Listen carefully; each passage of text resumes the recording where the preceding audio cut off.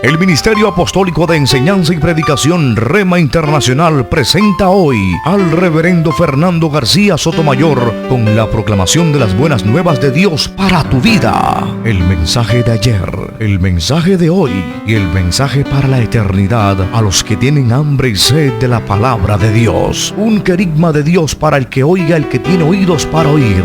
Escucha el dabar del Eterno a las naciones. Ahora es el tiempo para recibir el rema del Espíritu Santo a tu espíritu. Escuchemos con fe la memra del Señor para el alma. Le invito para que se acerque al libro del profeta Amós. Libro del profeta Amós en el Antiguo Testamento, Antiguo Pacto, en el capítulo 7. Y vamos a leer los primeros versículos. Amós, libro del profeta Amós, capítulo 7, los primeros versículos. Escuchemos atentamente lo que dice la palabra de Dios. Bendecimos al Señor porque nos ha provisto los preceptos de su santa palabra para que nosotros, su pueblo, caminemos por ellos. Bendito es el Señor, nuestro Dios, creador del universo, que nos ha prodigado sus santos mandamientos para que nosotros, su pueblo, caminemos por ellos. Son preceptos de vida. Y leemos la palabra del Señor en esta hora con la bendición del Padre, del Hijo y del Espíritu Santo. Escuchemos atentamente. Así me mostró el Señor Jehová. He aquí que él formaba un enjambre de langostas cuando comenzaba a brotar el heno tardío, después de la siega del rey. Aconteció que cuando acababan de comer la hierba de la tierra, dije: Oh Señor Jehová, perdona por favor. ¿Cómo podrá levantarse Jacob, que es tan pequeño? Jehová desistió de ello. No será así, ha dicho Jehová.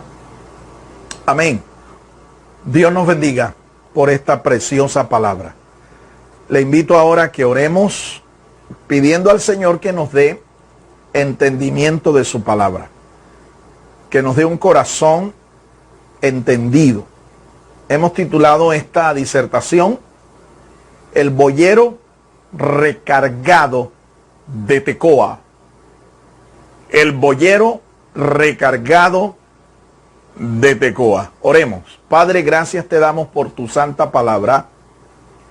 Gracias, Señor, porque tu palabra es viva, es eficaz. Ella es lámpara que alumbra nuestro camino. Danos entendimiento de tu palabra, te lo rogamos. Guíanos con tu Espíritu Santo hacia todo aquello que es verdadero, que es sano, que es edificante para nuestras vidas. Te lo rogamos, Señor, conforme a lo que tú has prometido, en el nombre de Cristo Jesús. Amén, amén y amén. Hace mucho tiempo, cuando yo comenzaba mi vida cristiana, eso fue por allá, por los años 80,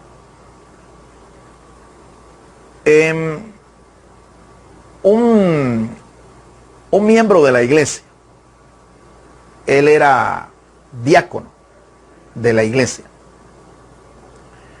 trató de explicar el oficio de este profeta, diciéndonos una especie como de cuadro que seguramente, según la imaginación de él, según el entendimiento de él, vivió el profeta, ¿sí? El profeta Amós. Él dijo algo así como esto, tratando de explicar, repito, el oficio del profeta, al cual estamos aquí haciendo alusión, el profeta Amós. El profeta Amós, dice la escritura, que era boyero, ¿sí? Era un boyero. Y él decía: yo me imagino a Amós levantándose de madrugada. Me imagino a Amós moliendo el maíz, cocinándolo y luego metiéndolo en la tusa, en la envoltura, y después cocinarlo y levantarse muy pero muy temprano para venderlo diciendo bollo, bollo, bollo. Eso nos causó una risa tremenda. Eso fue una situación cómica bastante para nosotros, especialmente para aquellos que entendíamos qué es lo que significa el oficio de boyero. Para de pronto las personas que en América Latina nos están escuchando, en Colombia se le llama bollo a una envoltura especial que se hace a base de maíz o a base de trigo o a base de yuca, ¿sí? Y se cocina, se envuelve en una tusa, se le coloca algunos aditamentos como de pronto azúcar, anís, ¿sí? Coco, etcétera. Y luego pues se ofrece este producto calientito, bien delicioso. A eso se le llama bollo. Y boyero es aquel que lo fabrica. Aquel hermano que le estoy diciendo que era diácono, él pensó que el oficio de Amós era preparar bollos. Pero no se trata de eso, mi hermano. Para aquellos que de pronto piensan lo mismo, tengo que explicarte que boyero se trata, según la palabra de Dios, de un hombre que era un campesino que araba la tierra, que su oficio era estar detrás de las yuntas de bueyes, detrás del arado, haciendo los surcos en la tierra, preparando la tierra para luego sembrarla. Ese es un boyero. El nombre Amós es interesante porque tiene un significado que tiene que ver con algo que Dios hizo en la vida del profeta. El nombre Amós significa el que lleva la carga, el que lleva una carga. Y en especial, en esta ocasión, la profecía que Dios le dio a este siervo era una carga bastante grande. Por eso el título de esta disertación. Un profeta que se dedicaba al campo, a las labores del campo, que estaba cargado con un mensaje bastante pesado. Y la Biblia nos dice que era de Tecoa. Tecoa, una población al sur, ¿ve? Al sur de la tierra de Israel, casi en el desierto, ¿sí? Tecoa, una ciudad que se hizo famosa por las escuelas de actrices y actores, ¿ve? Esta gente tenía cierta capacidad histriónica, era una capacidad innata para actuar, ¿sí? Para interpretar situaciones, dramas, etc. Una actriz de Tecoa se presentó en una ocasión delante del rey David para tratar de engañarlo, pero Dios le dio discernimiento al rey David y descubrió que lo que estaba haciendo esta mujer era una actuación porque quería lograr la respuesta a una petición. Amós era de esta población, de Tecoa. Amós, entonces podemos entender de entrada que Amós tenía capacidad para dramatizar, para dar su mensaje profético dramatizado. Vamos a seguir introduciéndonos en algunos pensamientos introductorios hasta llegar a los argumentos centrales de esta disertación. Repito, la hemos titulado El profeta o el boyero recargado de Tecoa. Cuando Dios llama a un ministerio, lo hace sin acepción de personas. Eso es totalmente cierto. Cuando Dios hace un llamado, no a la salvación, al ministerio, lo hace sin acepción de personas. Y aquí tenemos la ilustración perfecta. Amós no era profeta de oficio, no era profeta de escuela. Sin embargo, Dios lo llamó. Independientemente entonces de que él tuviera formación profética en una escuela de profetas, Dios lo llama, porque Dios es soberano. Él llama a quien quiere y Él no hace acepción de personas. Él no tiene favoritos. Cuando Él va a colocar un llamado, Él lo que mira es el corazón, no mira la apariencia de los hombres. Él no tiene prejuicios para escoger a tal y rechazar a otros. De modo que esta doctrina que habla de que Dios predestina a unos para la salvación y a otros para la condenación es una doctrina herética. Está totalmente torcida porque Dios no hace acepción de personas. El llamado que Él hace tanto a la salvación como al ministerio es un llamado sin acepción de personas. Amós fue un profeta del siglo VIII antes de Cristo. Dios cargó su corazón con un mensaje bastante fuerte y pesado para el pueblo. Fue llamado del campo a profetizar principalmente al reino del norte, cuya capital era Samaria. Así es. El reino de Israel, el reino se había dividido en los días de Salomón. Reinó David, reinó Saúl y reinó Salomón. Hasta allí el reino estuvo unido. Pero en los días de Salomón el reino se divide. 10 tribus se aíslan y comienza el reino del norte, el gobierno del reino del norte en cabeza de un varón llamado Jeroboam. Este hombre era general al servicio de Salomón. En los días del reino de Salomón, este hombre era general. Dios suscitó a este adversario para Salomón por el pecado de Salomón.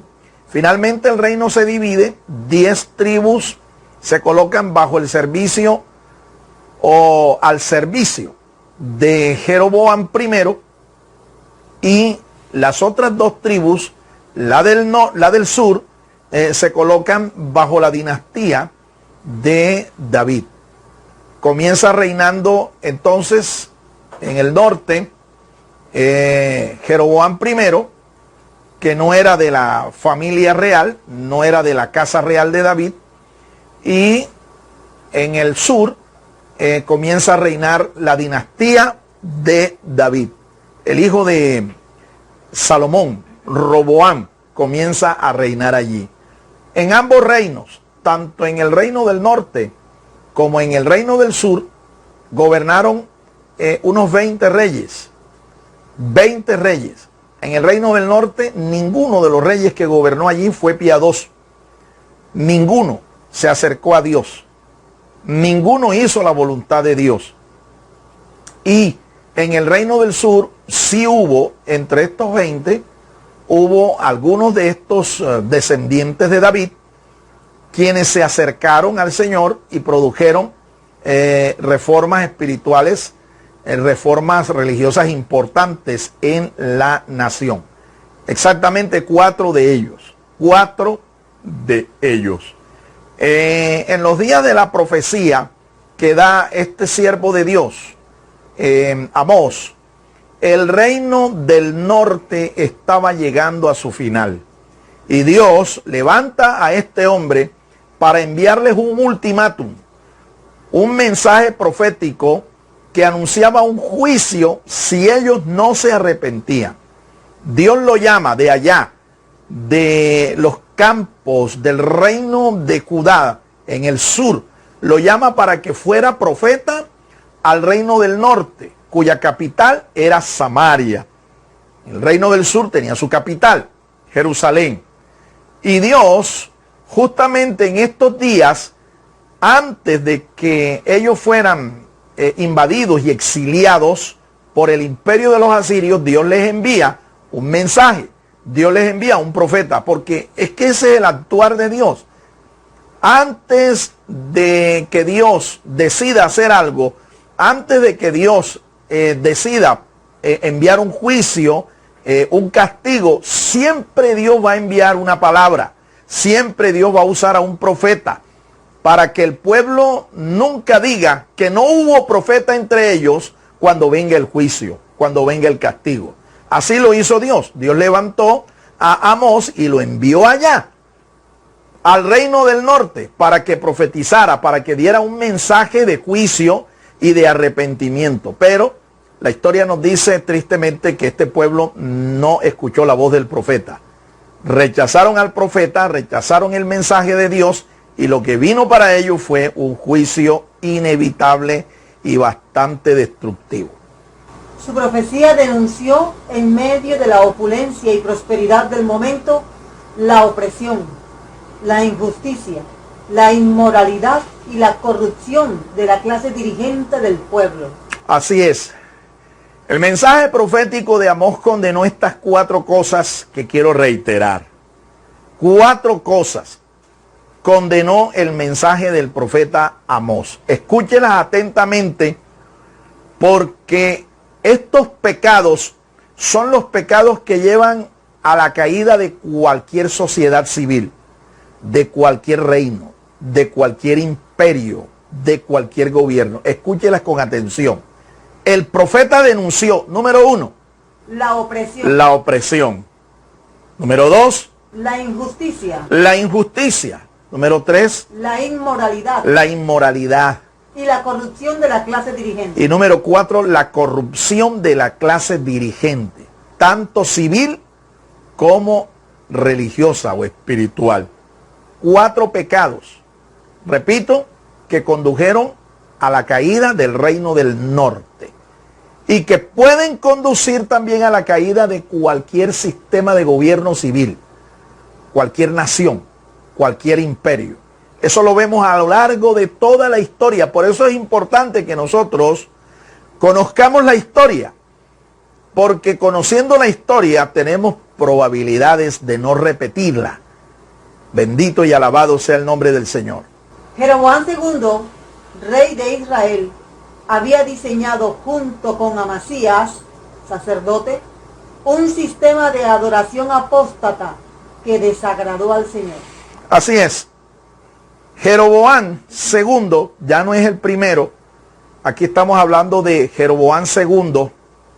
Es interesante que en estos días, después de la profecía de Amós, los asirios llegaron y cumplieron fatídicamente el designio, el oráculo de Dios. El primero que comenzó se llamaba Jeroboam y condujo al pueblo a la idolatría, a apartarse de su Dios, a adorar ídolos falsos. Este pueblo se volvió de la adoración verdadera y montó su sistema sacerdotal. Jeroboam primero hizo eso. Y ahora, para colmo, Jeroboam II. Este es otro Jeroboam. Jeroboam II había implementado un sistema idólatra, un sistema apóstata de adoración en ciudades como Dan, Berseba, Betel y en Samaria. Centro de adoración con sacerdotes al servicio de este sistema y todo. Centros de adoración, montó ídolos para que el pueblo adorara. Este sistema estaba bien montado y estaba patrocinado. Estaba respaldado por la corona real, por el reino. Así es que todo el reino del norte se había vuelto apóstata gracias al sistema que implementaron el rey Jeroboam II y Amasías, su sacerdote, su calanchín espiritual allí. Sí, es evidente, mi amado hermano, que este pecado colmó la copa de la ira de Dios. Colmó la copa de la ira de Dios. Así como en el día de hoy, estos mismos pecados han colmado la copa de la ira de Dios. Y hoy, ante la situación universal que estamos viviendo, tenemos que cuestionarnos y preguntarnos a qué se debe lo que está sucediendo. El que es entendido sabrá que lo que estamos viendo no es otra cosa que la ira de Dios desplegada contra la impiedad. Un juicio universal contra la impiedad, para que el pueblo, para que las naciones se vuelvan al Señor. Pero estamos viendo que en vez de que haya arrepentimiento, haya teshuvá, como se dice en hebreo, haya contrición de corazón y que la gente se vuelva a Dios, lo que estamos viendo es todo lo contrario. A pesar de que el juicio, incluso a pesar de que la ira de Dios se ha desatado empezando por su misma casa. Empezando por su misma casa. Miren, el día de ayer las noticias que hemos recibido son trágicas. Hombres de Dios que han partido, e incluso hombres de Dios que ni siquiera vivieron el límite de vida establecido en la palabra de Dios para sus hijos. ¿Usted sabe cuántos son sus años establecidos por Dios para que usted los viva aquí en esta tierra? 70 años, dice el Salmo 90. 70 y 80 los más robustos, los más fuertes, los más sanos. Pero hay gente que está siendo cortada incluso antes de tiempo, antes de los 70 años. Porque es que el juicio, lo declara el apóstol San Pedro, comienza por la casa de Dios. Ya en Colombia tenemos una cifra realmente terrible, trágica. Estamos llegando, como van las proyecciones, como van las estadísticas, estamos llegando a la cifra de 100,000 muertos. Antes que termine el mes de junio, vamos a tener esta cifra escalofriante de muertos, de fallecidos por causa de esta pandemia, que no es otra cosa que la revelación tangible del juicio de Dios, la ira de Dios, la espada del juicio de Dios sobre la impiedad de las naciones. Sus tres últimos capítulos, 7, 8 y 9, son 5 visiones que revelan las consecuencias trágicas de la apostasía de una nación y el inminente juicio de Dios. Así es. La profecía de Amós tiene 9 capítulos. Los 3 últimos capítulos, el 7, el 8 y el 9, nos muestran 5 visiones que el profeta Dios le mostró, en los cuales la ira de Dios se iba a derramar. La ira de Dios se iba a derramar. 5 visiones. 5 visiones. Nos vamos a enfocar en esas visiones, porque estas visiones lo que muestran no es más que las consecuencias de la apostasía, el pecado en que había caído toda la nación. Consecuencias de esta apostasía, porque es que el pecado, la Biblia dice, la paga del pecado es la muerte. Si la apostasía es un pecado, si la apostasía consiste en volverle a Dios la espalda, en abandonar la sana doctrina y darle la espalda a Dios y vivir como querramos, ¿sí? Como cada quien cree que se debe vivir. Si la apostasía es un pecado, es obvio que va a tener consecuencias. Y esas consecuencias las vamos a ver. Las vamos a ver aquí reflejadas en este pasaje, o en estos capítulos 7, 8 y 9 del profeta Amós. Vemos que es el patrón, el modus operandi de Dios, tanto en el pasado como en el presente, y así también Dios obrará en el futuro. Por eso le llamo la atención para que ponga toda su atención a esto, ¿ve? Para nosotros ser advertidos, prevenidos. Se dice en medicina que la mejor medicina es la preventiva. Bueno, yo te digo en el nombre del Señor que la mejor medicina para el alma es escuchar atentamente lo que dice la palabra de Dios y prevenir prevenir antes que el mal nos alcance. Dios siempre castigará a los apóstatas y la apostasía que desvía al pueblo de la sincera adoración y fe hacia Él. Así es, Dios siempre va a actuar así. Ese es su modus operandi. Porque esto es un principio que está establecido en la palabra de Dios. La paga del pecado es muerte. El pecado deja consecuencias. Y estas consecuencias tú las puedes evitar. ¿Cómo? Si te arrepientes y te vuelves a Dios. Entonces, todo juicio que venga de la mano de Dios por causa de nuestro pecado, ese juicio se va a detener. Y tú, es posible que no vivas las consecuencias de tu pecado. Porque Dios es un Dios misericordioso. Y aún sobre el juicio triunfa la misericordia de nuestro Dios. Veamos 5 elementos que hicieron parte de las visiones del juicio de Dios a esta nación. 5 elementos nos vamos a enfocar allí. Están contenidos allí en los capítulos 7, 8 y 9, en los que el profeta, se enfocó al recibir esta visión. Número 1. La langosta. La langosta. ¿Ve? Este es el primer elemento, es parte de una primera visión. El segundo. El fuego. El fuego. Ahí tenemos el segundo elemento. Y repito, es parte de una segunda visión. Fueron 5. La número 3. La plomada. La plomada. Una plomada de albañil. Una plomada de albañil. La número 4. Un canasto. Un canasto. Un canasto lleno de frutas maduras ya. Totalmente maduras. Y número 5. El altar. Un altar. El altar del templo. Con toda seguridad no era el templo de Jerusalén. Posiblemente era el templo que Jeroboam y su sumo sacerdote Amasías habían levantado allá en la capital, en Samaria, porque como dije al principio, ellos habían diseñado todo un sistema, ellos tenían toda una infraestructura religiosa armada para su servicio. Así es que nos vamos a enfocar entonces en el primero de estos elementos que está contenido en una primera visión.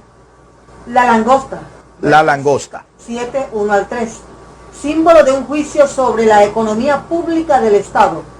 El profeta intercedió ante Dios y se detuvo el juicio. Ok. ¿Qué vemos en esta primera visión? Está en los versículos 1 al 3 del capítulo 7. Vemos un ejército de langostas y que el Señor estaba preparando para que devastara la cosecha del pueblo. Todo lo que habían sembrado iba a ser devastado por esta plaga de langostas. ¿Quién lo estaba enviando? El mismo Dios. El mismo Dios. Ahora, esto tiene un símbolo. Esta plaga de langostas, este enjambre, estaba siendo preparado para ser enviado por el Señor, pero después que se había levantado el tributo de la cosecha para el rey. El tributo de la cosecha para el rey. En Israel se pagaba un tributo de los cultivos, de las labores del campo para el rey. Era un tributo que se debía pagar. Justo cuando se acababa de levantar este tributo, las langostas estaban siendo preparadas para devastar la cosecha. ¿Qué es lo que esto representa espiritualmente? Representa lo dicho, una devastación total en la economía nacional del pueblo. Una devastación total. Si no había cosechas, no había tributos. La economía del reino se iba al suelo. Y recuerde que esto es insólito porque el marco histórico en que se da esta profecía era un marco de prosperidad.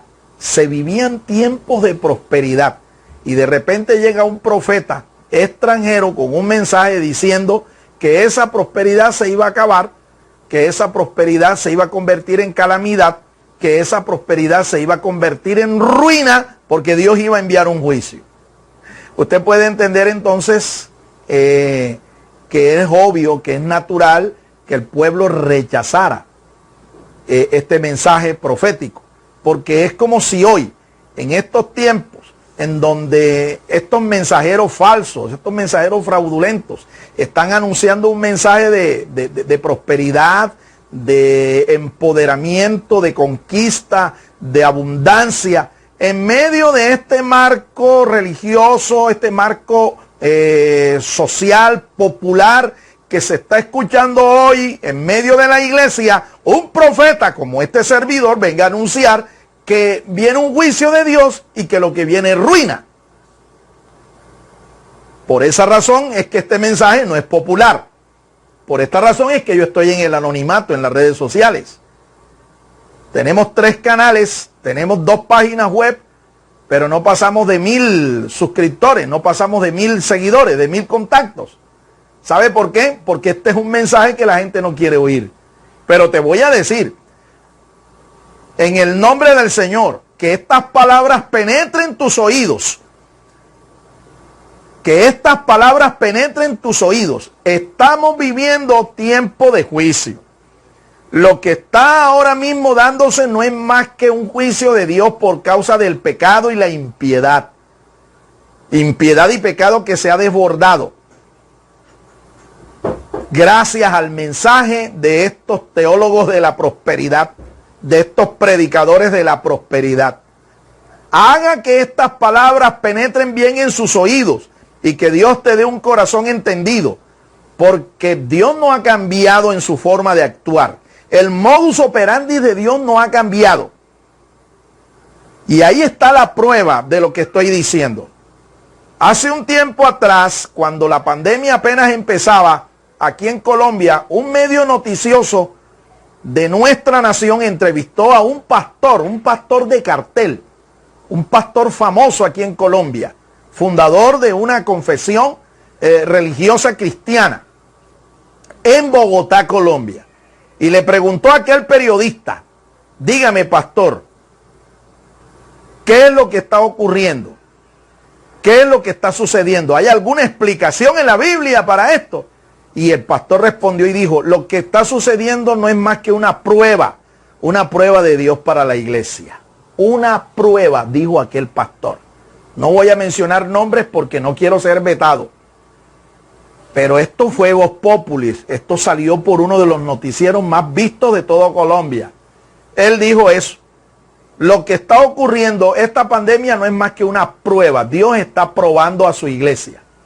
Mi estimado hermano, cualquiera con 2 dedos de frente que conozca la palabra de Dios sabe que lo que estamos viviendo no es una prueba de Dios, porque las pruebas fortalecen el carácter del creyente. Las pruebas te acercan a Dios, pero lo que estamos viendo es totalmente lo contrario. En vez de que la gente se acerque a Dios en Colombia, lo que estamos viendo es que cada día se aleja más de Dios. ¿Ve?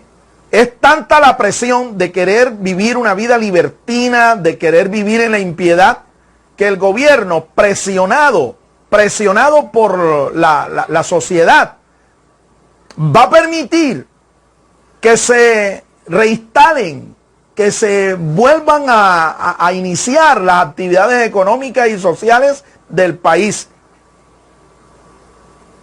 A fuerza, oiga, y a riesgo de que un cuarto pico se manifieste en esta pandemia.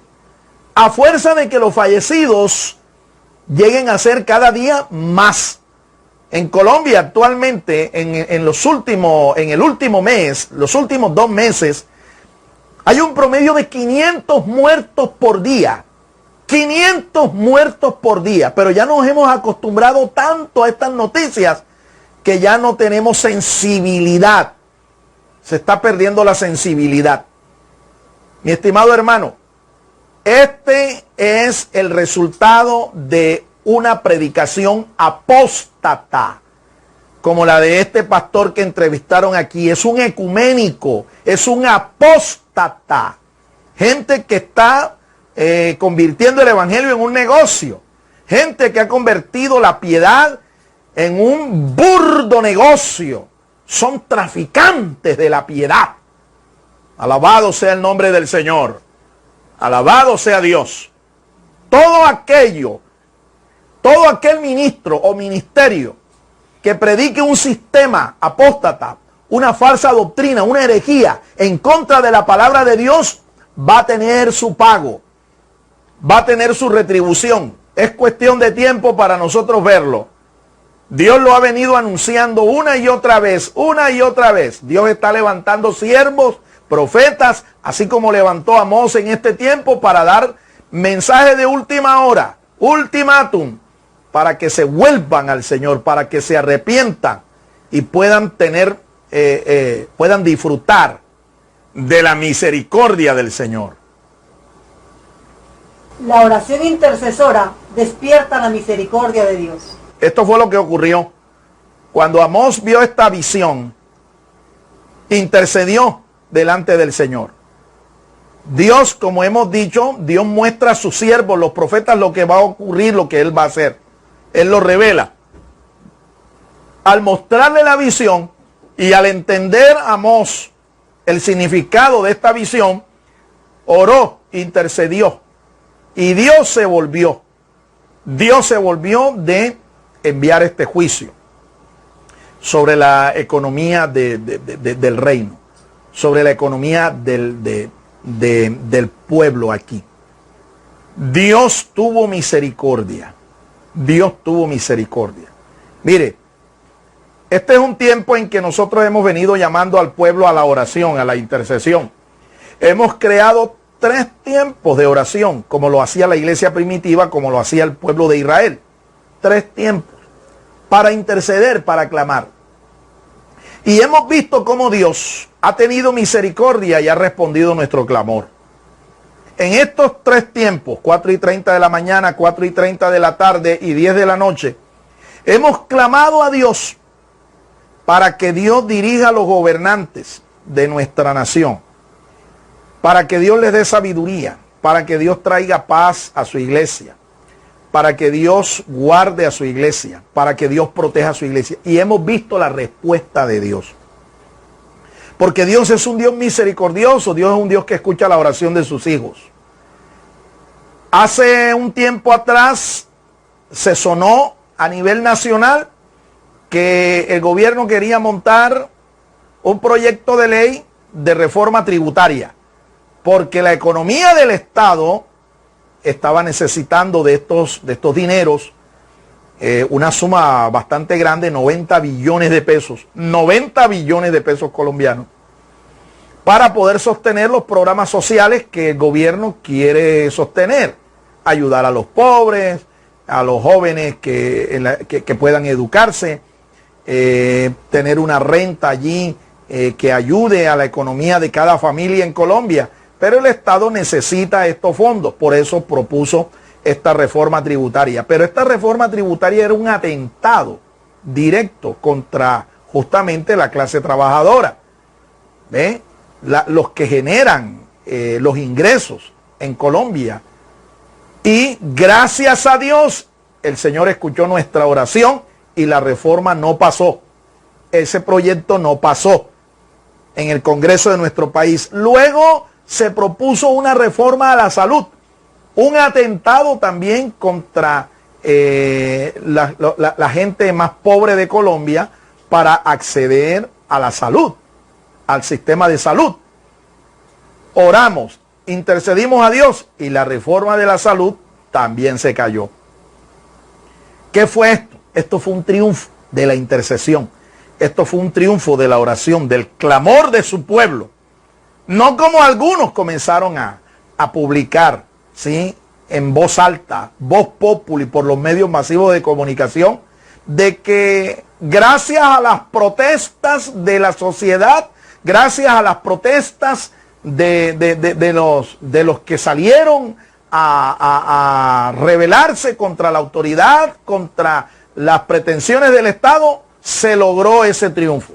No, quiero decirles a todos, aquí a la opinión pública, que no fue gracias a las protestas que en Colombia se cayó este proyecto de ley de reforma tributaria y de reforma a la salud. Fue gracias a la oración del pueblo de Dios. Dios tuvo misericordia y Dios evitó que este atentado se concretara en contra de nuestra gente, de nuestro pueblo.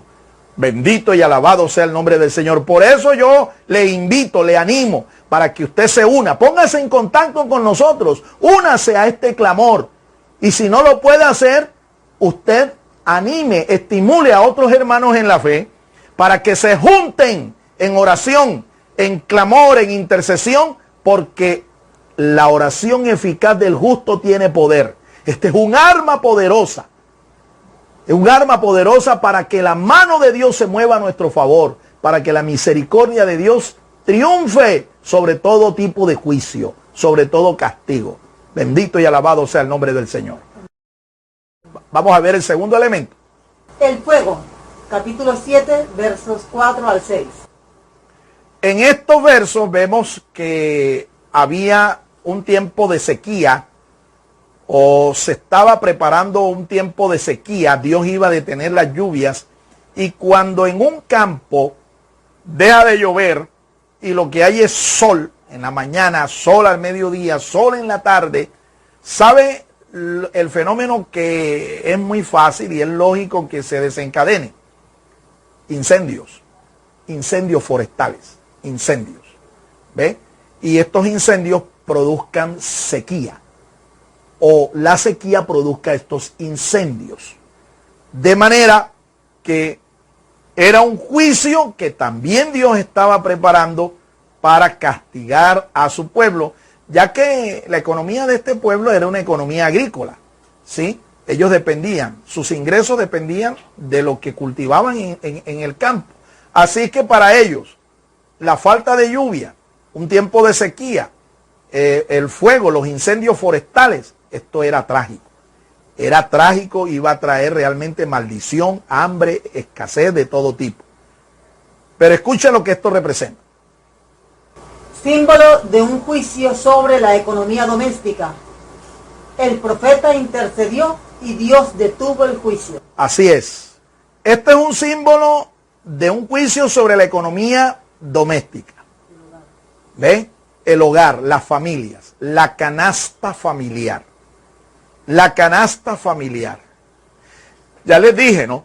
Lo que produjo la intercesión del pueblo de Dios cuando se propuso este proyecto de reforma tributaria era un atentado a la canasta familiar, a los ingresos de la clase media trabajadora en Colombia y de los pobres. La grieta entre pobres y ricos se iba a aumentar. Se le iban a colocar impuestos a los artículos de la canasta familiar.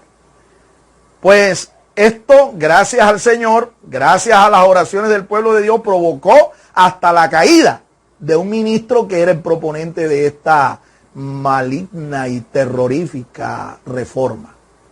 Aquel hombre que ni siquiera sabía cuánto costaba un huevo y se hizo famoso, ¿ve? Pero esto le costó el cargo, le costó la posición que tenía a él y a todo su equipo.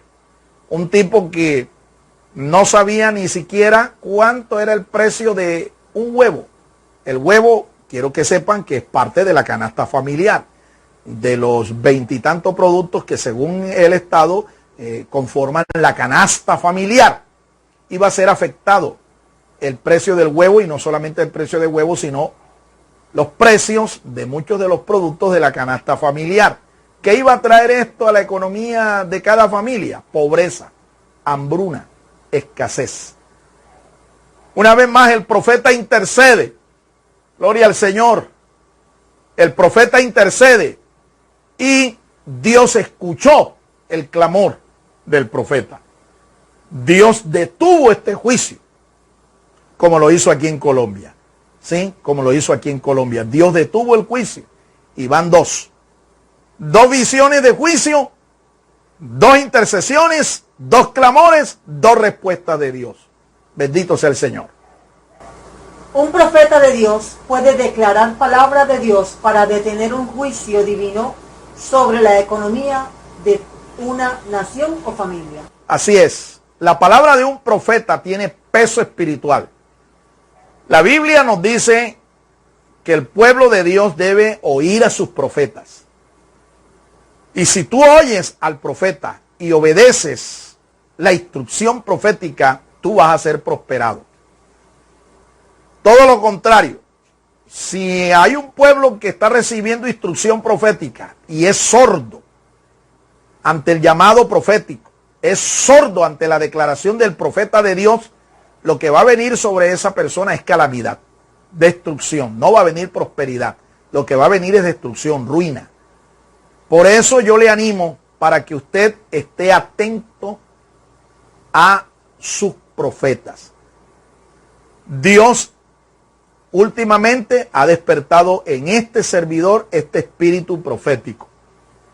Antes de que la pandemia se declarara como pandemia, Dios nos habló, nos dio una palabra y nos dijo, esto va a ser declarado pandemia universal. Y no solo eso, Dios también nos dio la forma en que la iglesia podía ser protegida, ¿sí?, cuando viniera esta pestilencia a destruir, a matar. Dios nos dio una instrucción específica, una instrucción bien clara, que gracias al Señor nosotros como iglesia, como ministerio, la hemos dado a conocer, la hemos aplicado, la hemos obedecido, y gracias a Dios, de entre nuestras congregaciones, ninguno ha sido cortado. Han sido afectados algunos, pero han vencido el virus. Lo han vencido. ¿Sabe cómo? Sencillamente obedeciendo la voz que el profeta le dio. Y todo aquel que lo ha hecho, todo aquel que ha obedecido y ha celebrado la cena del Señor y ha participado de la cena del Señor desde que la pandemia fue declarada pandemia, puede dar testimonio de que Dios lo ha guardado, no solamente a él o a ella, sino a toda su familia. Bendito y alabado sea el nombre del Señor. Dios sigue hablando hoy. Y la palabra que te estoy predicando yo es la palabra profética más segura. Yo te estoy predicando lo que la Biblia dice. Te estoy interpretando y te estoy comunicando lo que el profeta quiso decir, lo que Dios quiso decir por medio de su espíritu al profeta. Yo no te estoy aquí acomodando el mensaje. Yo no te estoy vendiendo un mensaje popular. Yo no te estoy vendiendo un mensaje para ganar tu aceptación, tu aplauso, tu ovación, tu popularidad. No necesito eso. Lo que yo necesito es tener una conciencia limpia porque Dios me ha dado una palabra profética y yo la he anunciado tal como Dios me la ha dicho. Eso para mí es el pago. Eso es lo que me produce satisfacción. Bendito sea el nombre del Señor. Número 3. La plomada.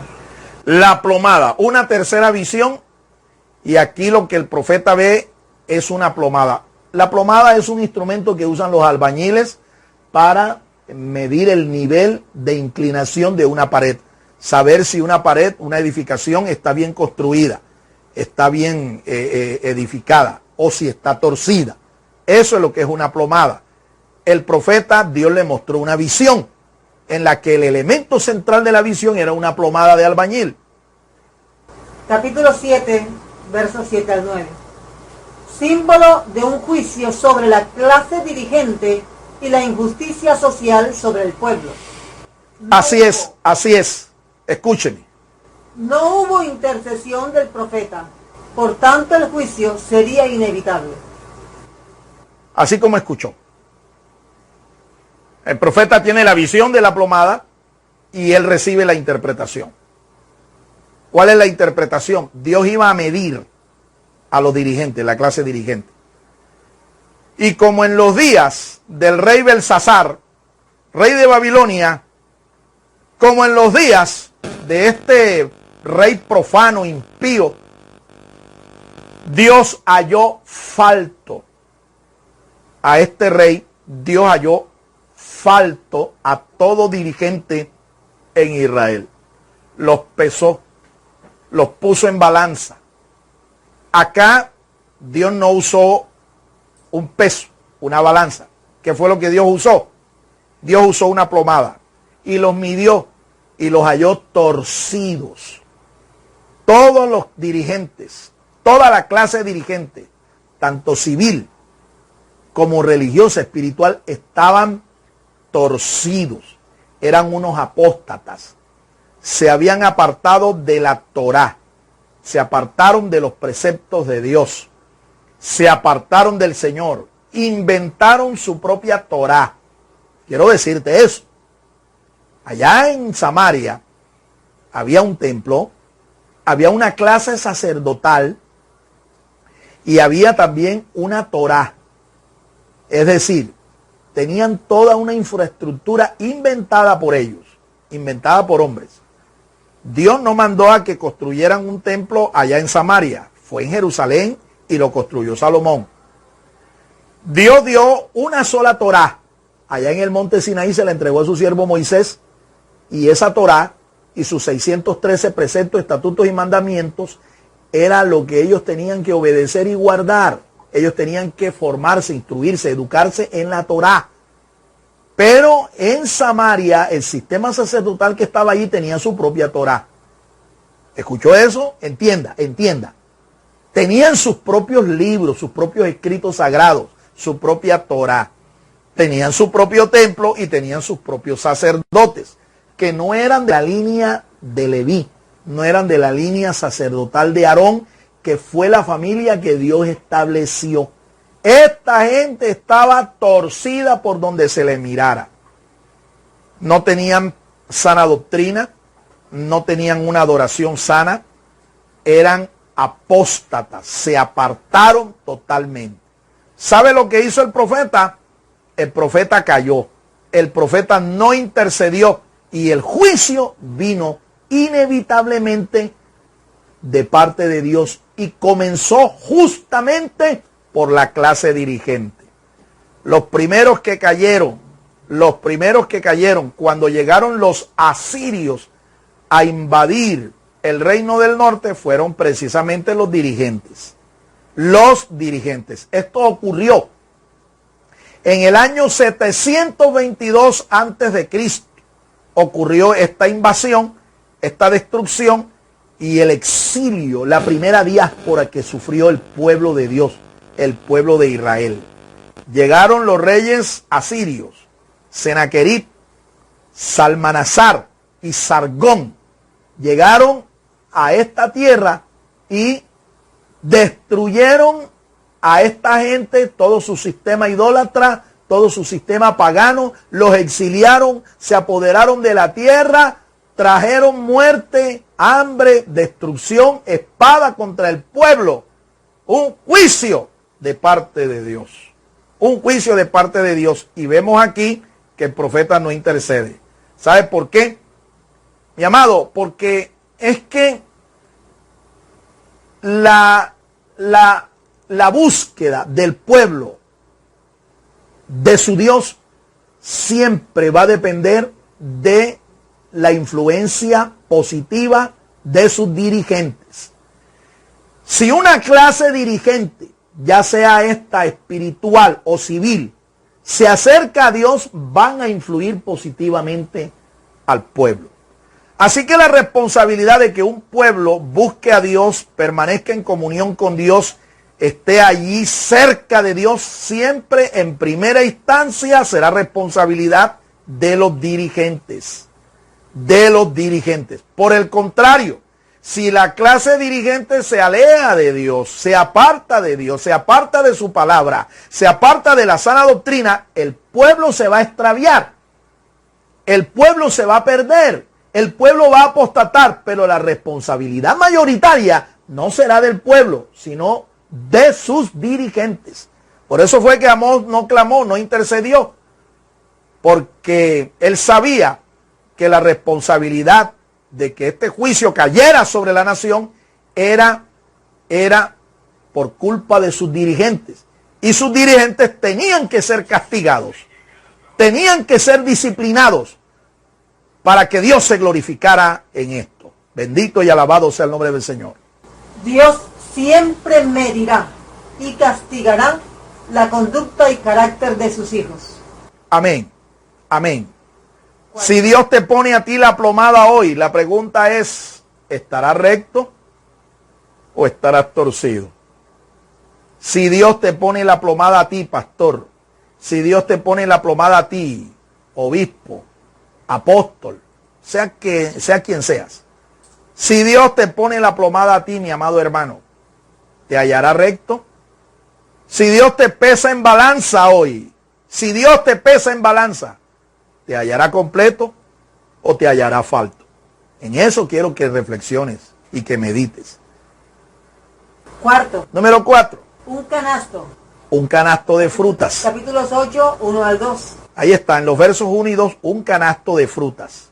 Estaban bien maduras las frutas. ¿Sí? Símbolo de un juicio sobre la conducta y carácter moral de cada israelita. El juicio sería inevitable y muy cercano. Así es. Eso es lo que se entiende allí con esta visión. Eso fue lo que entendió el profeta. Un canasto de frutos bien maduros. Y eso, lo que el profeta entiende es que Dios iba a medir la conducta moral, la conducta espiritual de cada israelita, ya no solamente de la clase dirigente, sino también de cada israelita. Y Dios iba a propiciar un juicio como consecuencia de la inmoralidad, de la impiedad de cada israelita. Igual sigue haciendo Dios en el día de hoy. Igual. La salvación, mi amado hermano, es personal. Yo no puedo echarle la culpa de mi perdición, de mi ruina. Yo no puedo echarle la culpa a mi pastor, a mis dirigentes espirituales. Pablo el apóstol dice, ten cuidado de ti mismo y de la doctrina, pues haciendo esto, te salvarás a ti mismo y a los que te oyeren. Mis dirigentes van a influir sobre mí, eso es inevitable. Mis pastores van a influir sobre mí, sobre mi conducta, sobre mi fe, van a influir. Pero yo finalmente tengo que tener una búsqueda personal, porque la salvación es personal. De igual manera, aunque mi pastor, mis dirigentes estén torcidos, si yo busco la presencia de Dios, me acerco a Dios, yo me voy a librar de esa influencia nociva, yo me voy a librar de un juicio que va a venir como consecuencia de esa torcedura. Te lo voy a explicar. Tu pastor se puede desenfrenar, tus dirigentes se pueden perder, pero eso no es razón para que tú también te pierdas. Tú tienes que cuidar tu salvación porque tu salvación es personal. Tienes que cuidar tu comunión con Dios, tienes que cuidar la doctrina, tienes que ser un guardián de la sana doctrina, tienes que ser un guardián de la santidad. Porque la salvación, repito, es totalmente personal. Dios no le va a pedir cuentas a ellos el día del juicio, ¿verdad? En tu nombre, no. Dios te va a pedir cuentas a ti. ¿Qué hiciste tú con lo que Dios te mostró, con lo que Dios te reveló, con lo que se te enseñó? Bendito sea el nombre del Señor. Dios te dé entendimiento, porque en Colombia el canasto de frutas está madurito, ¿sí? Y Dios está midiendo, Dios está midiendo, Dios está midiendo. En ese sentido sí hay una prueba, ¿sí? Pero una prueba personal, no es una prueba colectiva, como dijo este falso pastor, este falso ministro, que la iglesia estaba siendo sometida a una prueba, no. En tal caso, la prueba la está viviendo es cada creyente. Así es que acérquese a Dios y procure estar, vea, alineadito con Dios, para que cuando venga el ángel de la muerte, el destruidor, encuentre que hay rectitud, que hay integridad, que hay santidad. En otras palabras, te encuentre más ungido, bien rebaloso, que no tenga por dónde agarrarte. ¿Me entiendes? La unción de Dios te protege. Esa unción te hace a ti rebaloso. El diablo cuando te quiera agarrar no te va a tener por dónde agarrar porque estás rebaloso. La unción te tiene protegido. Alabado sea el nombre del Señor. Bendito sea el nombre del Señor. Inshallah yamahanda alabasama. Oh rabashikiki alabasama y alabakimi. Dere que suhala yabasima. Dios está llamando a un pueblo que vive en integridad. A una clase dirigente que vive en rectitud, en integridad. Gente que vive en santidad delante del Señor, que vive en rectitud, que dé testimonio. Y no solamente que sea un religioso, un testigo de boca, pero con el corazón lejos de Él. Eso es lo que Dios está diciéndote. Bendito sea el nombre del Señor. Un signo profético de la caída de una sociedad siempre será la inmoralidad de sus dirigentes. la anarquía social y la apostasía generalizada. Amén. Los grandes imperios de la humanidad, y quiero traer aquí a colación el imperio romano, tal vez el más grande imperio, el más poderoso de toda la humanidad, no cayó por la invasión o por la derrota que le propinó otro imperio. No cayó por eso. El imperio romano se autodestruyó. Y esta destrucción comenzó con estas tres causas. Voy a repetirse, voy a reiterarse. Escuchen. Número 1. La inmoralidad. La inmoralidad. Número 2. Anarquía social. La anarquía social. Y número 3. Apostasía generalizada. Apostasía generalizada. Te voy a explicar. La número 1. ¿Cómo le hemos llamado? Número 1. Inmoralidad de sus dirigentes. Inmoralidad de sus dirigentes. ¿Qué estamos viendo hoy en Colombia? ¿Qué estamos viendo hoy en nuestra sociedad? Dirigentes muy competentes. Algunos. ¿Sí? Pero con un cuadro moral terrible. ¿Ve? Homosexuales, inmorales de todo tipo. ¿Ve? Fomentadores de la ideología de géneros. O sea, prácticas profesionales antiéticas. Terrible, terrible. Y esto no es solo a nivel del servicio civil, aún del servicio ministerial religioso. También estamos viendo esto. Número 2, escuchen. Anarquía social. Anarquía. ¿Qué estamos viendo hoy en Colombia? 40 días de paro social, de anarquía, de rebelión contra la autoridad, contra la ley establecida, contra el gobierno. Un sistema de protestas promovido por una ideología política atea, ¿ve? Antidemocrática. Un sistema ideológico que lo que quiere es traer caos, confusión, destrucción del orden democrático colombiano. ¿Ve? Y asociados con el mundo espiritual de las tinieblas, de la maldad.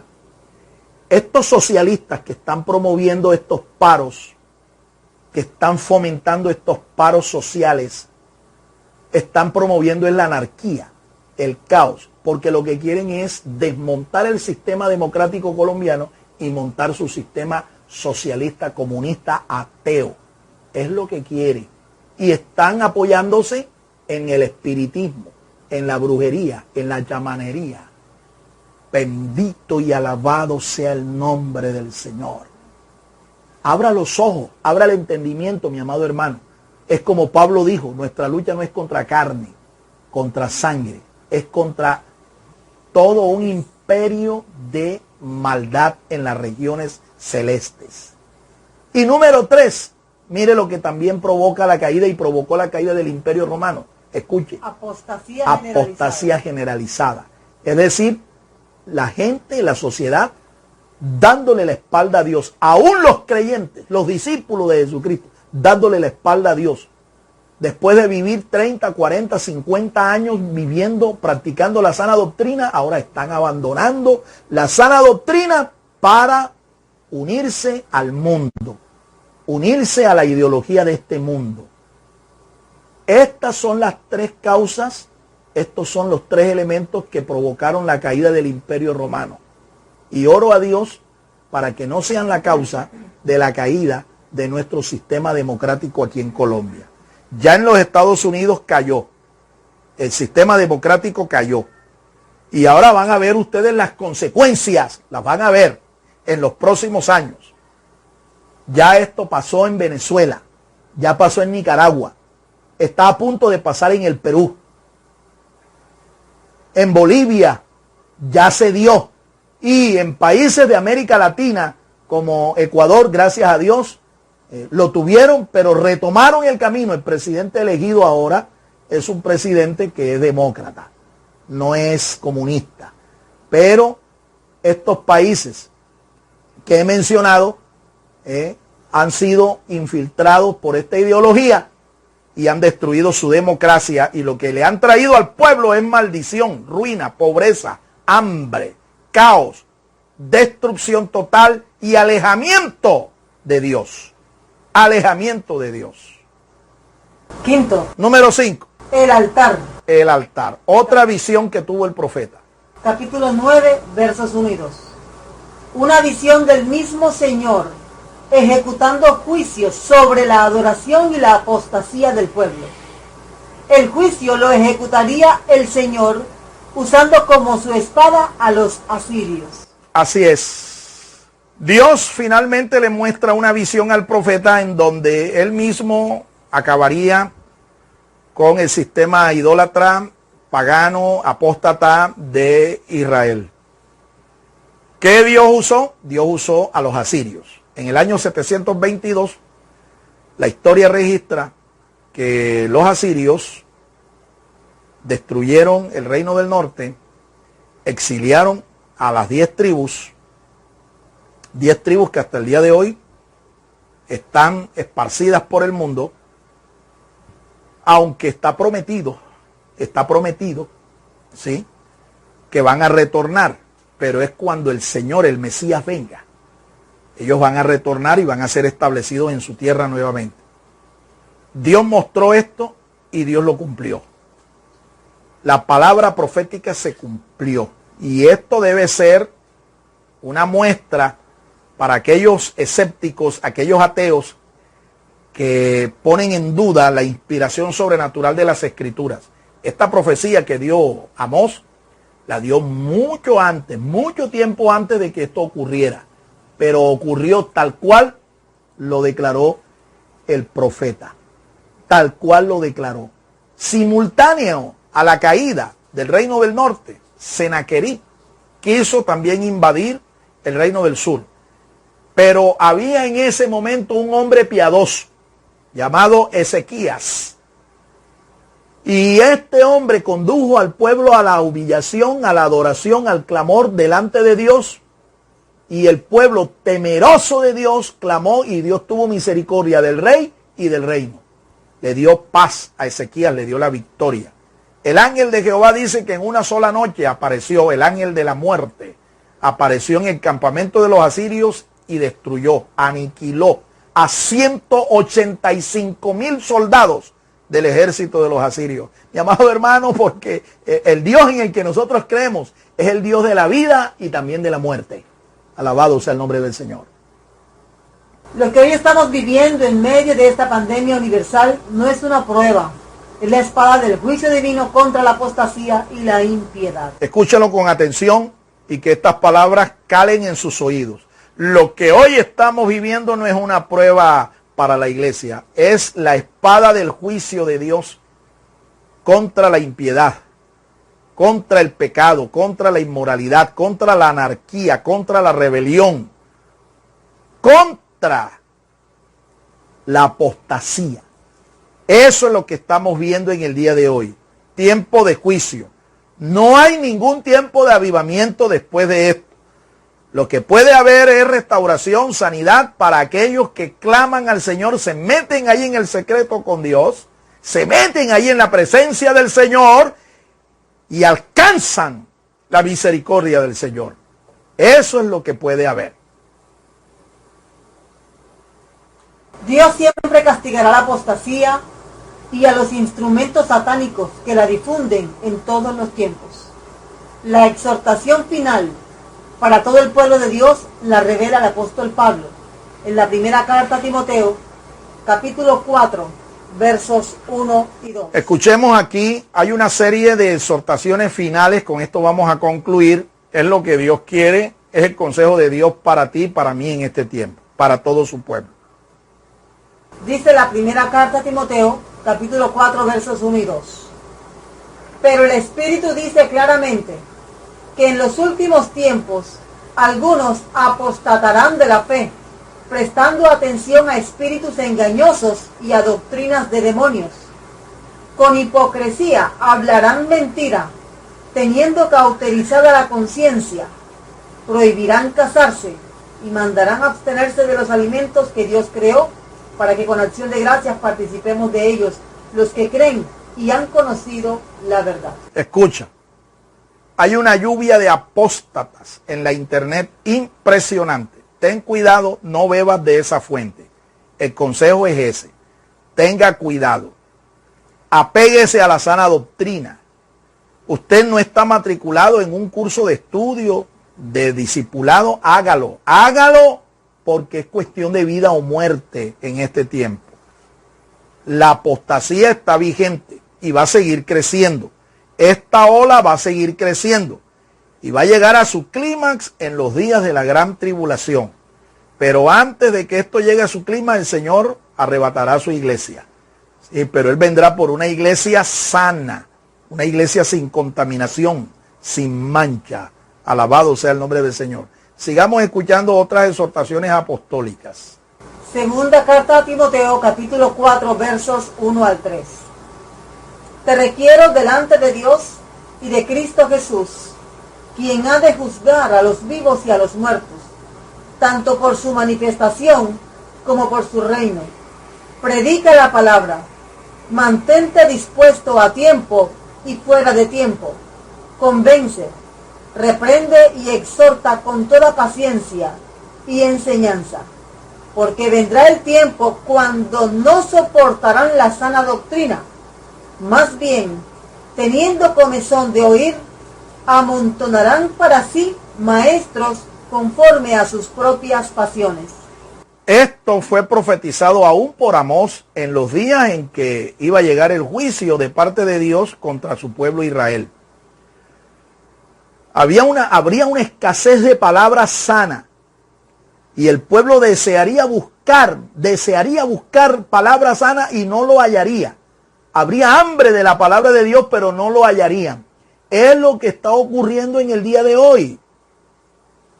Hay hambre de la palabra sana, de la palabra recta, pero no hay maestros sanos que puedan satisfacer la necesidad que tiene el pueblo.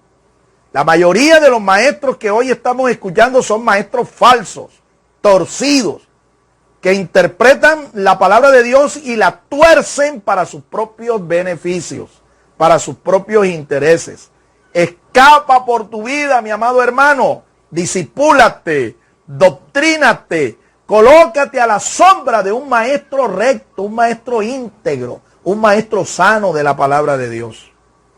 Y usted que es pastor, usted que es ministro de la palabra, edúquese en la palabra de Dios.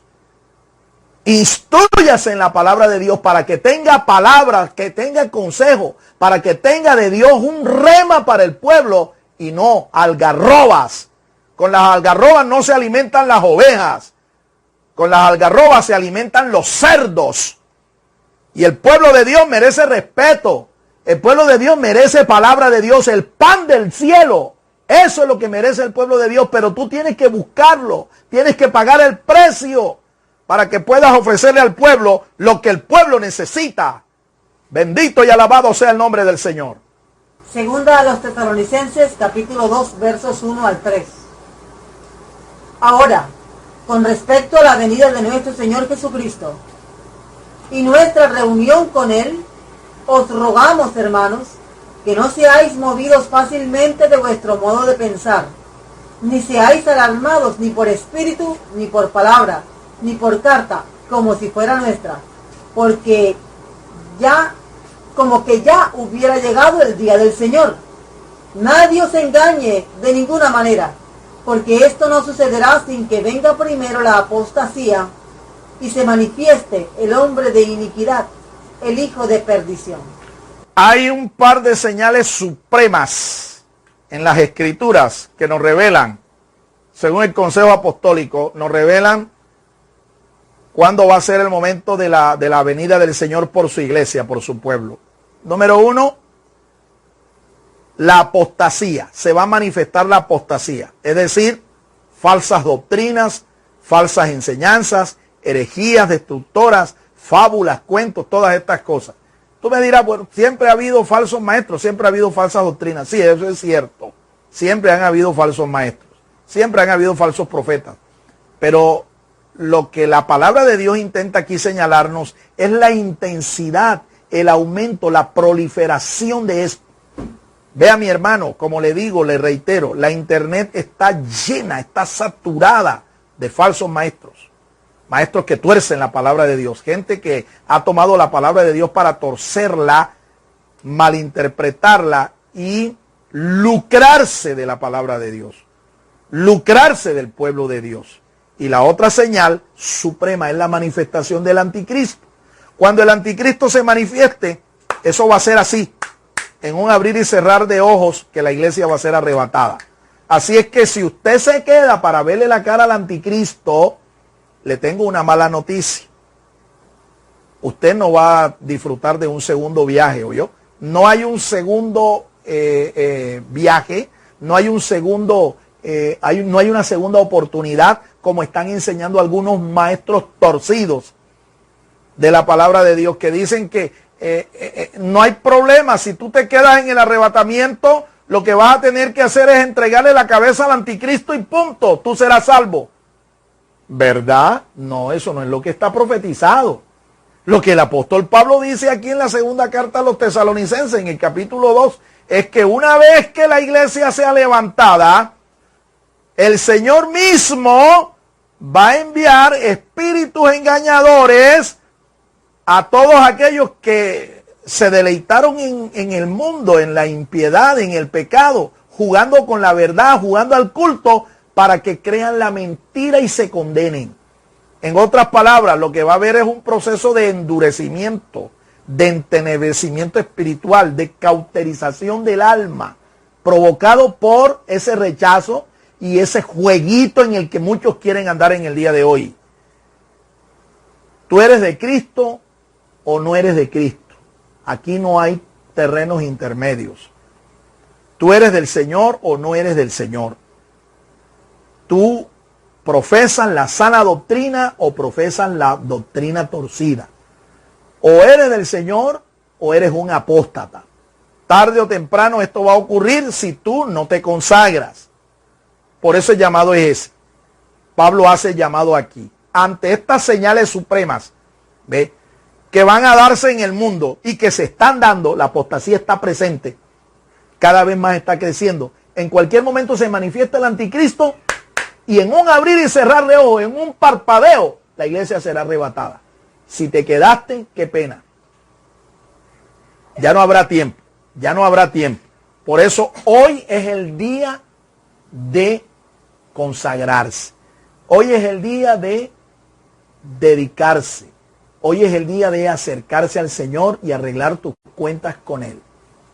El mensaje de Amós incluyó una nota final de esperanza y restauración para un remanente fiel de su pueblo. Y este es el mismo mensaje de Dios para aquel que sea justo y fiel en esta generación. Así es. Amén. Así como en el pueblo de Israel hubo un remanente, ¿ve?, que se escapó del juicio, de la destrucción, y Dios los bendijo, Dios los restauró. Unos siglos después, nosotros vemos que el reino del sur también cae. Y 70 años después, ellos son restaurados, son vueltos a su tierra. ¿Ve? En los días del imperio de los medos y persas. Así en el día de hoy, la iglesia también es una iglesia en la cual no todos realmente van a entrar al reino. ¿Quiénes son los que van a entrar? Aquellos que permanezcan en comunión con el Señor. Aquellos que se vuelvan al Señor y permanezcan allí. Aquellos que guarden su palabra. Aquellos que arrepentidos se vuelvan al Señor y caminen en obediencia. Es un remanente. Un remanente. No es todo aquel que de labios confiesa al Señor. Ni siquiera si es un ministro. Escúchame. En Mateo 7, del 24 en adelante, el Señor allí está mostrando que muchos profetizarán, echarán fuera demonios, hablarán nuevas lenguas, sanarán a los enfermos, etcétera, etcétera. Y ellos estarán fuera del reino. Y el Señor les dirá a estos que una vez fueron ministros, que gustaron del don celestial, gustaron de la salvación y se extraviaron. Se extraviaron. Este mensaje es para aquellos que predican que la salvación no se puede perder. No, la salvación sí se puede perder. El que persevera hasta el fin, dice el Señor, este es el que es salvo. ¿Ves? Así es que si tú estás creyendo que por ser uno de los predestinados, uno de los tulipanes del Señor, uno de los escogidos, de los elegidos, y que tú puedes brincar, salvar, curruchar, parrandear, currambear, hacer todo lo que tú quieras y la salvación no la vas a perder, estás equivocado. Ya estás perdido, ya estás torcido, ya eres un apóstata y ni te has dado cuenta. Arrepiéntase, hay tiempo. Hoy es el día de salvación. Si usted quiere hoy ponerse en paz con Dios, usted quiere agarrarse de la mano del Señor y evitar cualquier tipo de juicio, condenación o maldición o aún la misma muerte. Si esta es tu decisión, repita conmigo esta oración hoy. Es importante que tú la confieses y que digas conmigo: Señor Jesús, yo he escuchado tu palabra, creo que tu palabra es la verdad, es el testimonio fiel de tu verdad. Gracias, Señor, por permitirme escucharla. Hoy me arrepiento de todos mis pecados y te pido perdón. Te ruego, Señor, que escribas mi nombre en el libro de la vida, que me selles con tu Espíritu Santo, que me enseñes a orar y a perseverar en tus caminos desde ahora y para siempre. Por la fe creo que tú eres el Hijo de Dios y que moriste en una cruz para darme salvación, perdón, vida eterna. Creo ahora por la fe y lo confieso que soy un hijo de Dios. Soy un hijo de Dios por la fe en la obra de Jesucristo. Amén. Amén y amén. El Ministerio Apostólico Rema Internacional pone a disposición esta predicación. Ofrecemos ministración a simposios, seminarios, campañas evangelísticas, educación globalizada sana y de carácter interdenominacional. Escríbanos a ministerioremainternacional@gmail.com o llámenos al celular 316-270-7181.